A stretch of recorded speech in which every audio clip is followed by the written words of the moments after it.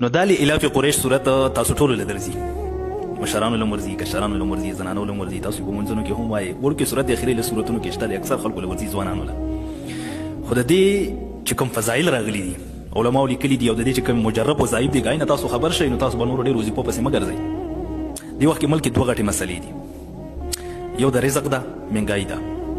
تنګي ده، او یو د امن ده چې امن نشته دلته وروسته ورځ مړه کېږي. نو د لإلاف قریش صورت یو بهترینه وظیفه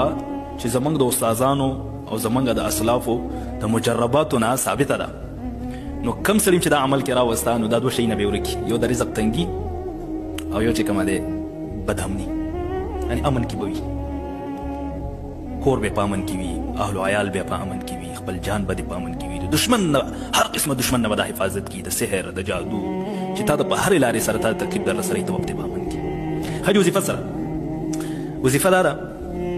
چې د سحر مون نه بعد 11 پیرې لإلاف قریش صورت ویل دي او 11 مرتبه چې کوم دی د ماښام مون نه پس ویل دي. دې کې چې اطعمهم من جوع لفظ راځي په آخره کې، دې لفظ چې تاسو راورسئ، نو دې کې به تاسو د خپل د رزق د تنګۍ حوالې سره د الله نه سوال صرف ذهن کې راولئ چې خدای د رزق د تنګي مې ختمه کړي، او ورسره وآمنهم من خوف، دې کې به تاسو د دشمن د حفاظت سوال د الله نه کوئ، دا به ذهن کې راولئ چې خدای د دشمن نه مې په امن